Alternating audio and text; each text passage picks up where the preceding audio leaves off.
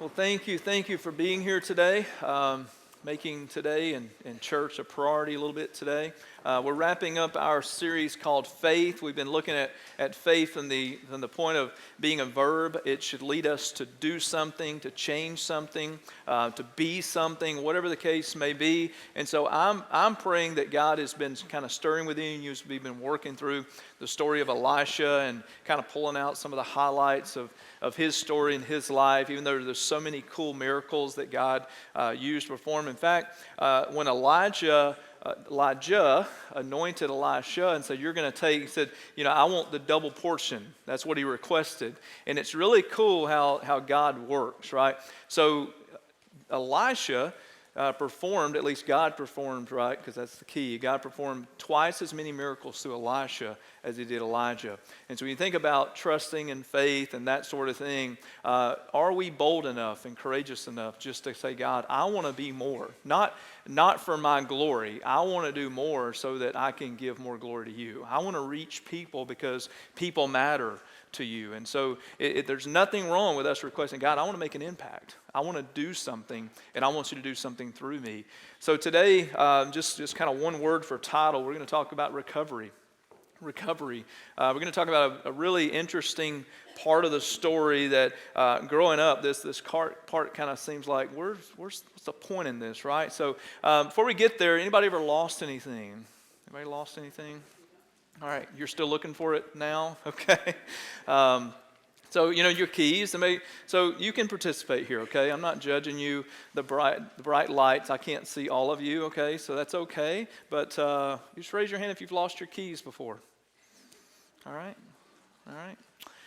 Have you lost your phone? All right. Yeah. How many of you are still looking for it, right? You had to pay that $1,500 for the new one, right? And then once you buy it, you'll find the other one. That's usually how it works. How many of you lost one shoe before, right? In the closet. Somehow they separate.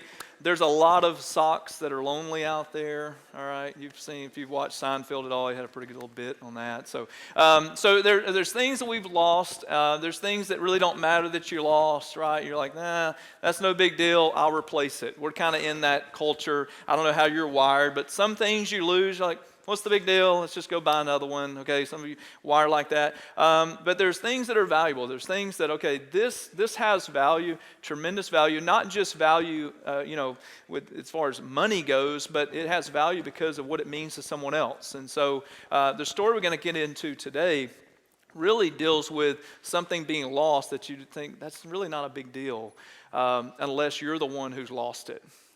And so I want you to kind of think beyond the stuff maybe you're processing now since I brought it up. You lost something and you're now thinking, okay, now I can't get it off my head. I'm sorry that it's on your mind now. But I want to switch gears and make it a little bit more spiritual. I would venture to say that there are seasons and there are periods in our life as we walk with Jesus that there are times we lose a bit of our joy. We lose a bit of our perspective. We kind of get caught up in the rat race and we forget that that's not important. That getting there is not as important as the journey. And you've probably been there when you travel. I tell you all the time. I'm from Georgia, and so we go over there for different times. And so I'm trying to grow through this, but early on, especially, I'm like, okay, how long does it take to get there, right? And I want to find out, okay, if it's 9 hours and 10 minutes, that's what GPS tells me. I want to break that, okay? I want to break that. I want to get there sooner. And so if we have to stop and we've got to, I want to get in the car. The first thing I'm going to do is an update, right? I want to say, okay, where am I at? When is it projecting? Oh, we're behind. And Amy will tell you, I get stressed and I'm not very pastoral at that time sometimes, and so you're kind of just going through it. And what I've tried to learn in that is how many trips have we taken, and how many places have we gone that we're so focused on the destination, we're so focused on the timeline, we're so focused on getting there that we don't really enjoy the journey to there. And what if that's the point? What if the point is that God has given us a vision, He's given us a dream, He's given us kids and grandkids, He's given us a career, and we're supposed to make the most of that. We're supposed to do our best. We're supposed to live it out. We're supposed to build something that's going to outlast us, right? There's nothing wrong with that. But what if sometimes we get so caught up in that that we miss out on this.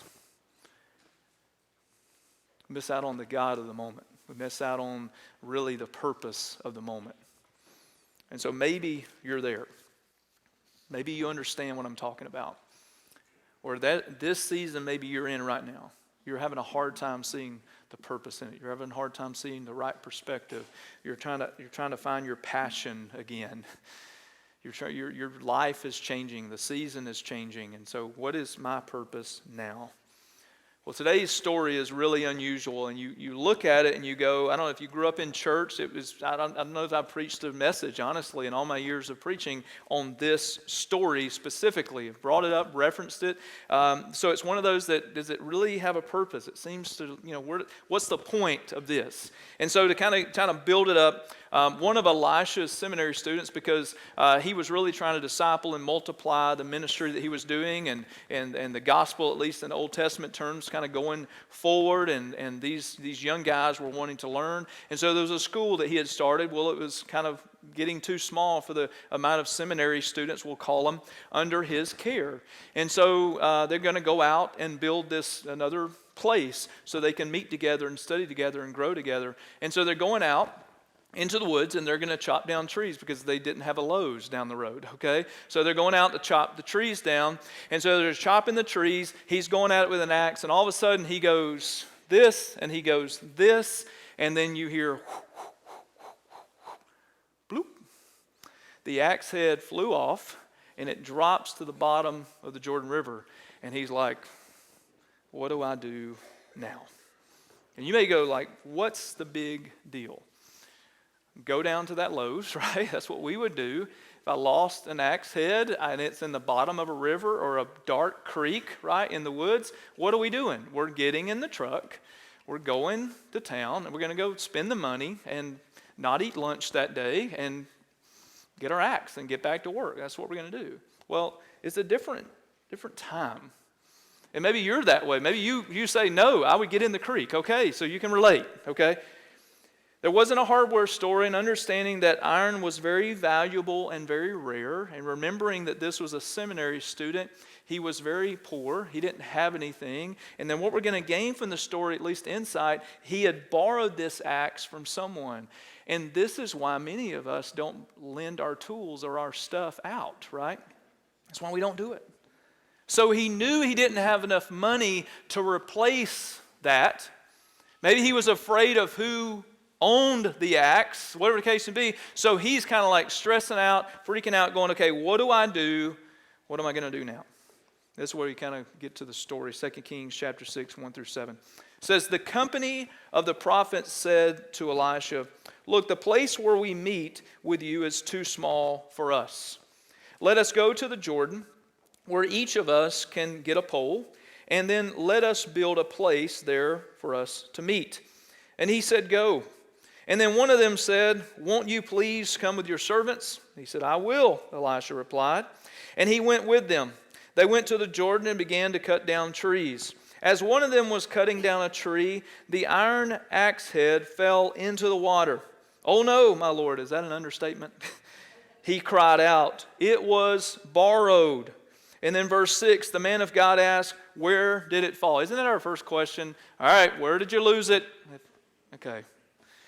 When he showed him the place, Elisha, and here's the cool part, you're like, what? Cut a stick and threw it in there and then made the iron float. Let that sit for just a second. Lift it out, he said, and then the man reached out his hand and he took it. So if you're taking notes, here's where we're going to have a little fun with it, okay, with the story, and here's where we're going to go. God knows how to help you find what you didn't mean to lose. And here's what I mean by that is we're going to connect spiritually and practically and all that. We understand that this young guy did not go out into the woods with the intent, I'm going to lose this axe head. I can't wait to lose this axe head. There was no way he did it. We don't know what happened. We don't know if maybe he was inexperienced. I was a seminary student one time, and if somebody went and said, hey, go, grew up in the country. I was more of a city guy, right? So somebody said, okay, go cut down that tree. I'm going to have to borrow an axe. And I know how to swing an axe, but I know there's more technique than just welling away at it. I get that, right? So for me, I'm going to get out there as a poor seminary student, and I'm just whacking away. And so I may not take the time to go, okay, maybe I've mishit the tree, and I've hit the tree not with the axe head, but with the axe handle a couple times. Anybody done that with a hammer? Okay. Maybe I'm not the only one. Maybe I still have a man card when this story's over. But he's swinging. What if he's hit the tree a couple times with the axe handle rather than the axe head, and he's not noticing that now it's loose? Or maybe the axe that he borrowed was kind of the old axe, and it wasn't in good shape anyway. We don't really know the situation. We just know that somewhere along the lines of him swinging it, he lost it. And immediately he was frustrated. Immediately he was like, what is going on? What am I going to do? So maybe, as we relate this again spiritually, there's no way any of us say yes to Jesus and you're following him. You say yes in a relationship, it's a marriage, it's your kids. There's no way that you set out to say, I'm going to mess this up.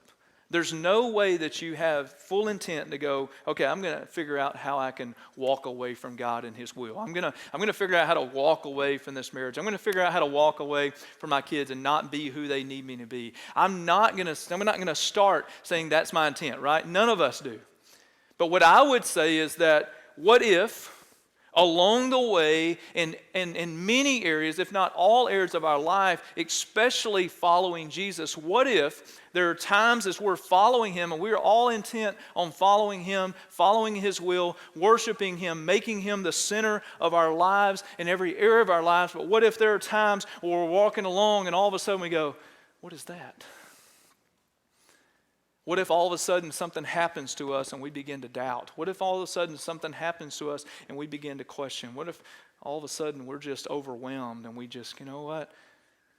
I'm not as focused. I'm not as passionate. I'm not as joyful. And maybe you can't relate to that. I know I can. But gradually we begin to drift. Drift away from what we call, we say those things like we fell out or whatever the case may be, but it really boils down to somewhere along the way in your relationship, specifically with God, there have been times when you weren't as intimate with him. You weren't as close to him as you knew you needed to be. And that's what we want to talk about today. So the question we're going to go and work through is, how have you lost your spiritual edge? So if you can kind of trace it back, maybe when you were following him closely, maybe when you were in the right place, you had Christian friends and you had some accountability, but all of a sudden some of that's changed. What if you're not serving others in the same way you used to? I mean, you were making time to help others and serve others and put them, first, and you were helping people, and all of a sudden your schedule's kind of gotten so busy that you only have time to do what you can do, and so you're not really doing anything for others as much as you used to. What if you've kind of lost your desire? When you first were following Jesus, you were excited about it. You wanted to tell people about it. People knew that you knew Jesus, and you were bold enough to say and invite them to church or invite them to something or whatever the case may be, but you kind of lost that desire. So somewhere along the way, more specifically, you began to not necessarily drift away from God himself, but all of a sudden you began to go, you know what, I'm going to focus more on me, or I'm just afraid. I've invited people to church and I've asked them if they knew the Lord, but I keep getting rejected and nobody wants to come with me, and everybody's saying no, nobody's saying yes, and all of a sudden you're disheartened. And instead of pressing on and continuing to live out your faith and be bold, you just kind of said, you know what? Nobody's listening anyway. It's not making any, what difference am I making? Everybody's going to do their own thing. You didn't mean to drift, but you did. And here's what you ask yourself, and I found myself asking myself at times, how did I get way over here? Because that's where I was going. And then all of a sudden you wake up one day and you go, well, how did I get over here? And you just to make it even more practically, again, not just with God and your prayer time. It's not what it used to be. Your journaling or your Bible study, it's not what it used to be. And so you've kind of not just fell into a rut, you fell out of it, but it's all about relationships. It's with your kids. Your kids, you're just not clicking. And your marriage, it's just not clicking. Your friendship's just not clicking. And you go, how did I get here? Because it wasn't a one decision. It wasn't just a one moment. It was a series of compromises. And let's just be real about it. Our enemy is very crafty. Our enemy his goal is to distract us and to destroy us. And if he can't do that, if he can't destroy everything that you care about and everyone that you care about, if he can't just step in and just ruin it, what he's going to do, I believe, and what he's doing really well among the church today, what he's doing, he's saying, okay, well, I'm not going to I can't destroy them, I can't ruin them, I can't keep them from going to church, I can't keep them from claiming to be a Christian or a Christ follower, I can't keep that from happening. But what I can do is I can step into their life and I can distract them in such a way that they're still labeled as a Christian and people still see them as a Christian. They're still good people, but what happens is, and I'm not preaching to you, I'm preaching to me as well as you and every other Christian out there, is we become indifferent. We become indifferent. If you're like me, that's a big word and you had to look it up to make sure you knew what it meant. Here's what it means. It means that you don't really care. You say you care. We say we care. But when it comes down to, again, coming back to faith being a verb, what are we doing? What's changing within us? What's changing around us? Are we any different than the people we're trying to bring in, the people we're trying to reach? We become indifferent and we kind of lose the reality sometimes of there's people that if they don't know Jesus as their personal Savior, they're going to spend eternity in hell. We get that, right? There's families out there who are hurting and they're praying for direction. They're miserable and they don't know where to turn. They're dealing with stuff like, the kids are rebelling, or they're dealing with stuff like the marriage is struggling, and they're just financial snowball just keeps going down and down. Their debt increasing. They're like, how do I get out of this? And so they're dealing with all kinds of stuff. They're dealing with addictions. They're dealing with all kind of stuff that we can't even understand. Many of us can't relate to, but they're dealing with it, and they feel like they're alone. And here's why I say the church, and I say, again, me included, is one thing we need to really be praying about is are we so focused on trying to get people to come to church that we're missing out on at some point?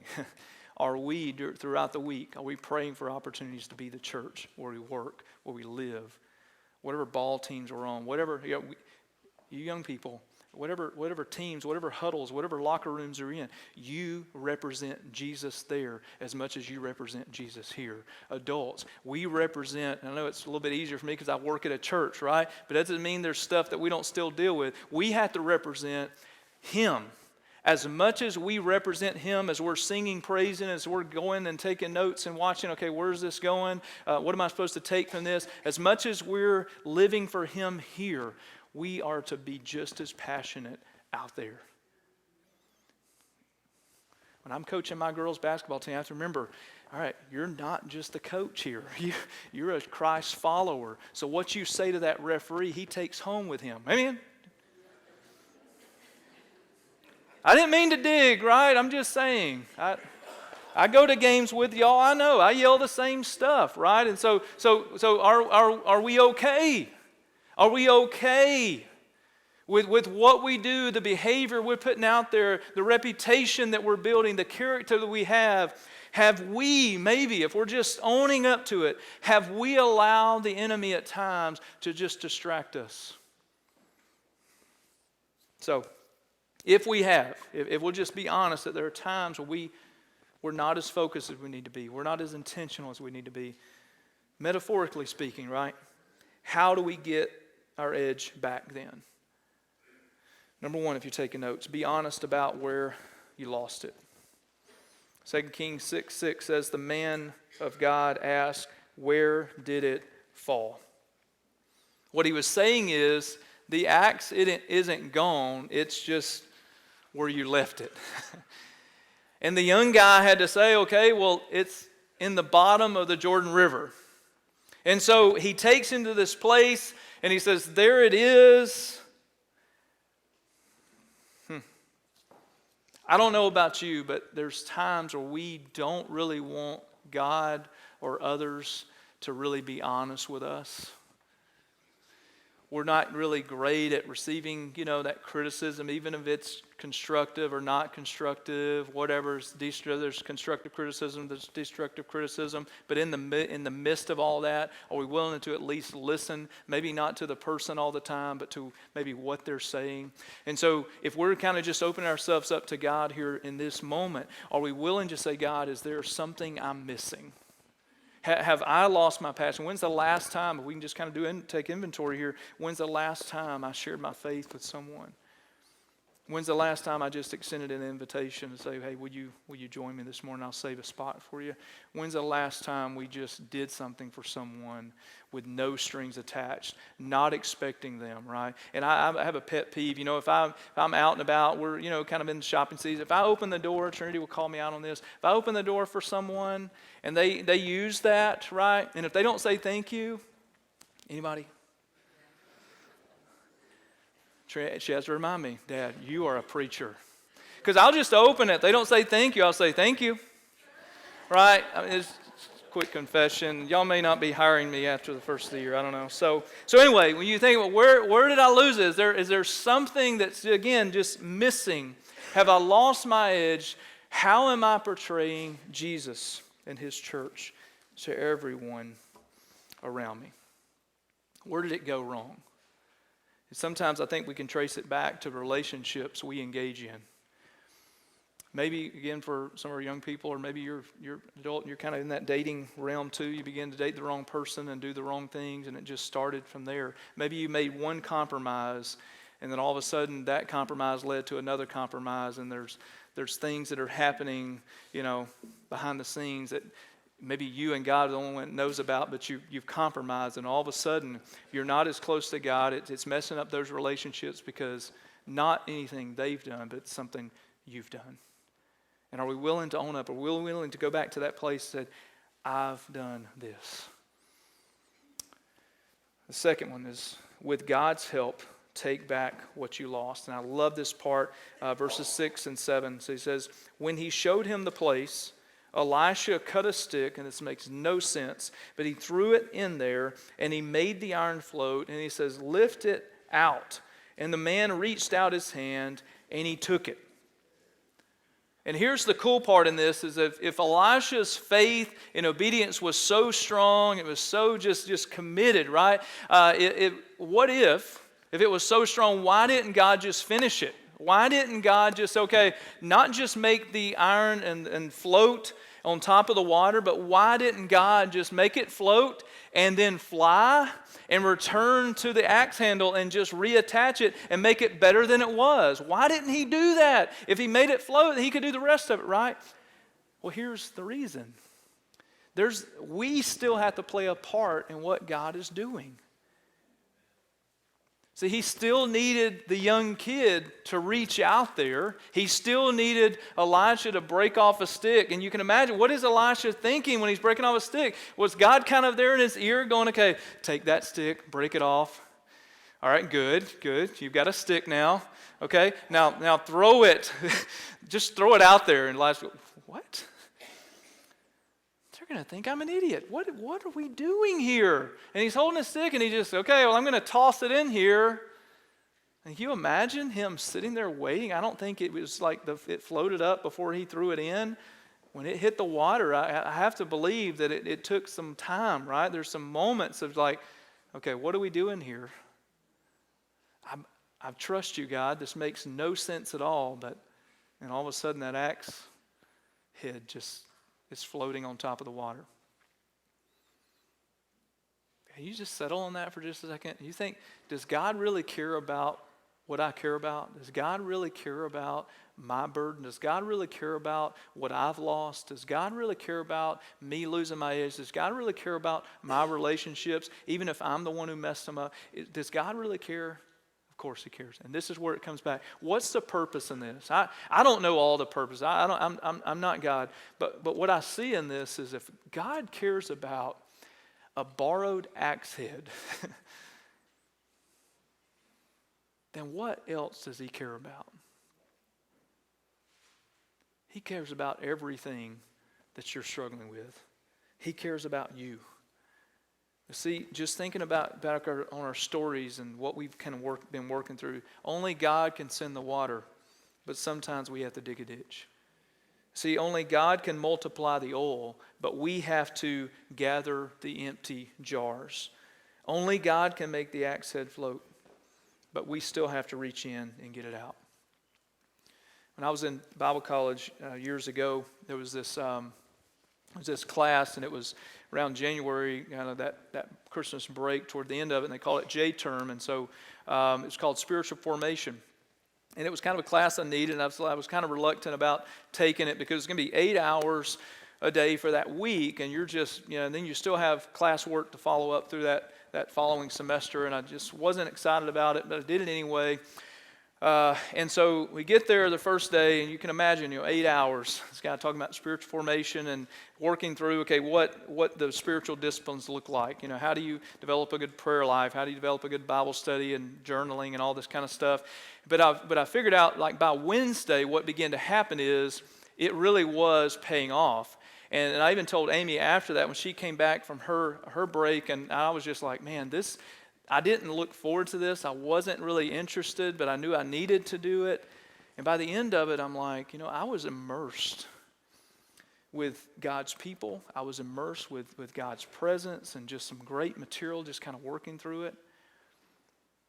Now, I know that it's not realistic, right? I mean, none of us can give those 8 hours and just really learn, God, we have jobs, we have families, But there's principles that we can take from it, and always refer back to this season in my life. And I think God was putting that for me, because when I lose my edge, here's what I go back, here's where I lose it.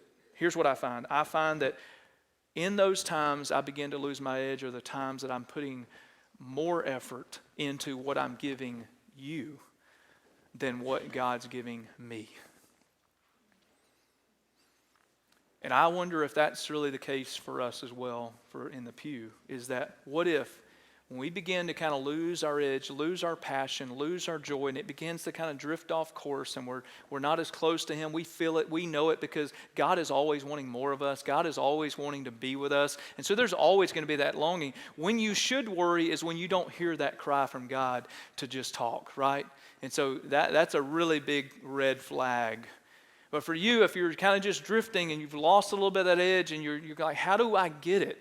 You go back to where it is. And for me, I go back to that. I go back to those principles. Am I making time to just open my word, not to figure out what I'm going to teach or what I'm going to preach, but God, why don't you be the preacher? Why don't you be the teacher? Teach me, guide me. And so when I do that, then all of a sudden my ministry begins to happen, and it's all the overflow. It's not out of what the preparations are. It becomes out of the overflow of my life because of what He's doing for me.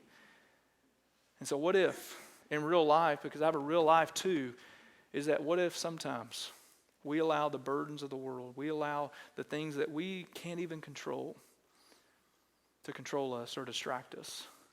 And it all comes back to maybe He makes us a little bit indifferent. But I think there's a voice that says, it's too late. You'll never have it again. You're too far gone. You have too many things going. You've said yes to too many things to say yes to Him and what He's asking of you. But what I would say to that voice is that it's never too late. You're never too far. Your edge is never so dull that God can't come in and bring the right people in at the right time, step in and just be honest in these moments. Okay, I'm not going to change you overnight. But what I'm going to do, but since we're talking about an axe head, let's just kind of go with it. What if God's going to say, it is dull, And it's really not connected really well. You're not able to use this. I'm not able to use this. But what I can do is I can take it over time. If you'll spend time with me, if you'll pray, if you'll just learn to just talk to me and listen to me, if you'll just be bold and just do something for others and quit just being so focused on you, what's going to happen when you're being with Him and you're living for Him, all of a sudden what happens is, what? He begins to come and He begins to sharpen it. Just moment by moment and day by day, the more we put ourselves in His presence and in the presence of people who are sharpening us, all of a sudden we look back and we go, it all changed. And it really is this simple. It all changed when I gave a portion of my day, I gave that undivided attention to Him.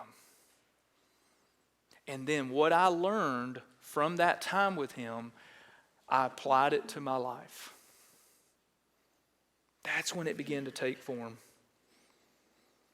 You can do what you can do and trust God to do what you cannot do. See, the young man lost the barred axe, and all he could do was go and talk to Elisha. And all Elisha could do was take that stick, break it off, throw it in the water. But neither one of them had the power to recover the axe. Only God could do that. But he wasn't going to do that unless the young man confessed to losing the axe, going to Elijah, going, I don't know what to do. What do we do? And then Elijah said, okay, well, God will do this. And then trusting that this crazy thing of throwing in a stick, and it happened. God made it float because they had faith in Him. They didn't understand what He was going to do, but they had trusted in Him. Revelation 2, 4 through 5, as I wrap up with this. You have forsaken the love you had at first. Consider how far you have fallen. And here's the word. Repent and do the things you did at first. What was He saying to them? He was saying, just repent. Quit trying to figure out your path. Quit trying to figure and focus on how you're going to fix it. If you can't figure it out, when's the last time you just asked God, God, give me direction?